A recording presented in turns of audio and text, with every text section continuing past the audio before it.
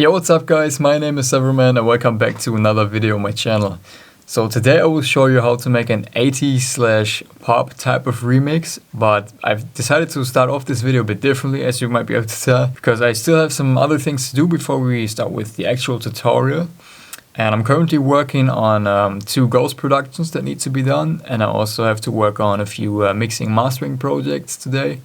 So by the way, if you're also interested in the mixing mastering, I don't know if you have a song that's ready to be mastered, or if you're interested in the ghost production, just hit me up on Instagram, shoot me a DM at DJ Severman, or just email me. I will also put it in the description, the email and stuff on Instagram. It's always pretty much in the description of the videos. And today I also need to update my Spotify playlist, because today I'm recording this, it's Friday, and I always update my playlist every Friday. So I have one playlist that's called Severman Select, so I just add like my favorite tunes to that one every now and then. But I also have a second playlist which is called Progressive House Friday. So to that one I always add like the newest Progressive House songs every Friday. So if you're a Progressive House listener, feel free to check that one out. It's linked in the description as well. If you're a producer, you can also submit your own music to me via Instagram again. So if the song is good, if it's new, I'll add it to that playlist. What else for today? I actually still need to do like the video for my Made It Future Bass bootleg. So a lot of you guys really enjoyed that Future Bass remix or bootleg. Like, it's not an official remix, just a bootleg that that I have uploaded by the time you watch this on my YouTube channel and SoundCloud exclusively. A lot of you guys enjoyed it, so I thought I'll definitely need to drop it here. And actually I can't wait to drop the final remix EP winners of the Made It contest. We're aiming to release them on October 1st. Like, I've talked to the label Jupiter, and we're still like sorting things out with the contract and stuff to just to have everything clear. Obviously with each release you need to sign a contract, but like the contract aren't signed yet, but we're currently working on that. So we're aiming for October 1st for the remix winners. But I think that's pretty much it that I will need to do today, and then after that we'll start with the actual tutorial. So let's go. Heard you found somebody to hold on to. They will never love you like I want to. Used to whisper your mind after I start a fight, just to make sure you know I'm right. Just thought we might make it another night. Alright guys, so I'm pretty much finished with everything for today. So it's already 9:30 now in the evening. So let's actually get into the tutorial now. So for this 80s type of remix, I've been inspired a lot by Coldplay's new track called Higher Power. I really like that song, it's so dope. And also I've been listening a lot to The Weeknd, like on the beginning of this year kind of, and this probably also inspired me a bit. So it's kind of a fun video for me. Like, you shouldn't take this too serious. Like, it's not really how an 80s song like is made, or an 80s remix. It's just kind of got that vibe, which I think is super cool.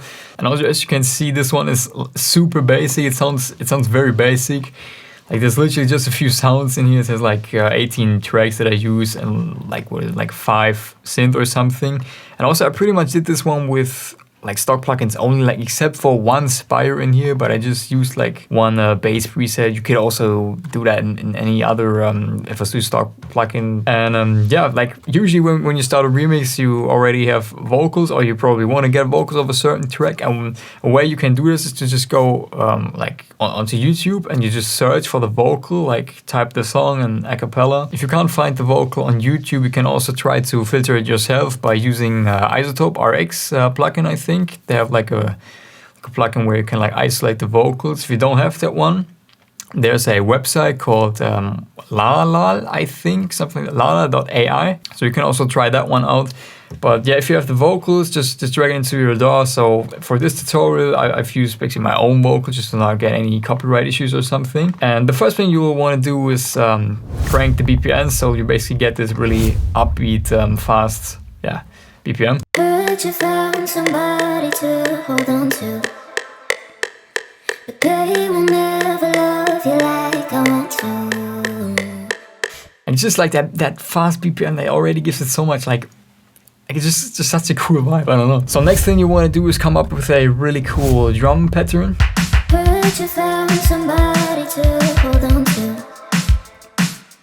And actually for those drums, I literally also just use the FL Studio stock samples. I think for this type of sound or for this type of genre, these stock samples from FL Studio work really nice. Like I just took this Lin kick, this one, then I have the groove snare clap and another clap right here. And the basic head basically, and just literally just these 4 samples, and I already make this really cool drum beat. Next step is to add a bass line, and this one sounds like that.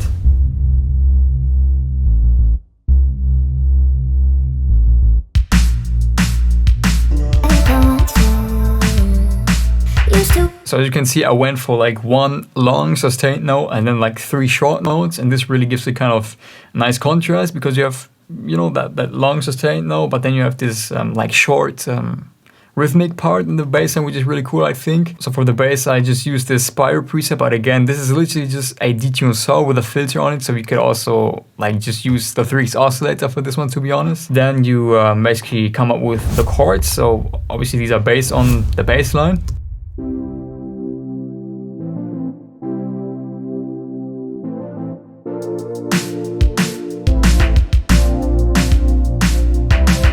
So for the chords, I use 2 layers, and this one is a preset from Hammer, I believe. I'm not quite sure how this one's called, but it's a FL Studio stock plugin. And yeah, like also these presets in here, they work really well for this type of genre because it kind of got these old school sounds, I don't know. Then the second one is the same plugin, another preset. At the end of the day, these are also just like detuned saw sounds, but they kind of got this like retro 80s vibe, I don't know. And then you just want to fill up the background with some like FX sounds, ambient sounds.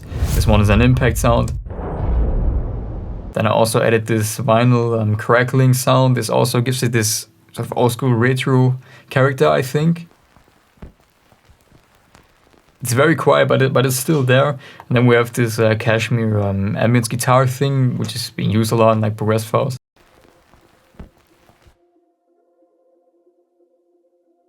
It's also very quiet, but it still adds something to it, to the background, to the song. And yeah, that's pretty much it already with the breaks. So I'm basically just opening up the filter of my chords. As you can see here with those filters.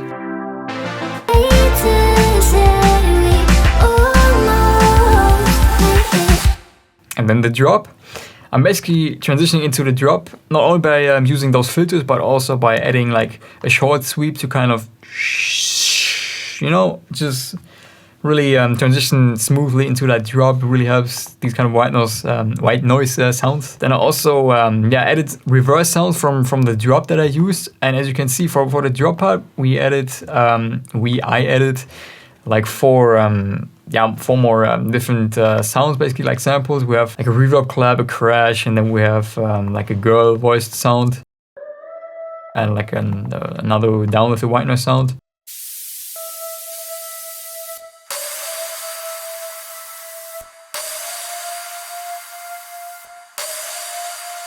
And these basically add a lot of like energy to the synths that we have and to the chords basically.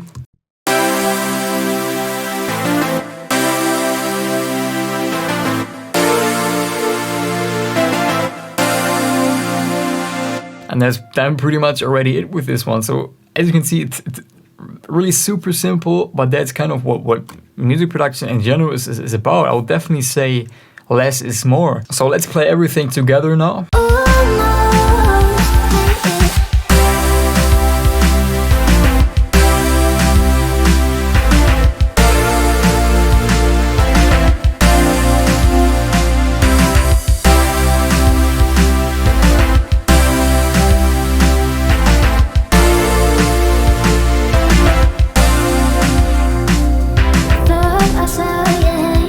And then we're basically dropping to the second break, and as you can see, like this pattern 3 is basically the drum pattern, and it just keeps playing throughout the entire song. And this really creates this constant uplifting, energetic beat to the song. And in order to still create like variation throughout the song, you need to play around with the filters. That's what I did. So basically in the breaks, or in the second break, I'm basically like lowering down or turning down the cutoff or low pass filter for my chords. And this way again, I create space for the vocals. And I think I also added like this ambient piano thing. So just add something new to the song, but that's then pretty much it. So I then just start opening up the filters again towards the second drop, and then we're basically just repeating the first drop basically. Also, I didn't actually do any like crazy processing. It's really just like some EQ on the sounds and stuff, like some stereo panning and stuff. Nothing really that's worth talking about. Maybe let's talk about the mastering. Let me actually remove the sausage fat now because I actually didn't use that one. So on here, what's special is that I used a reverb and a flanger, and this is something that I would never do on like my own songs, like on my own EDM songs. But I felt like for this one, this really helped to also add this kind of nostalgic, old school vibe to it. It kind of makes the track sound alive a bit more, like it just adds like 5% more to it. Check this out.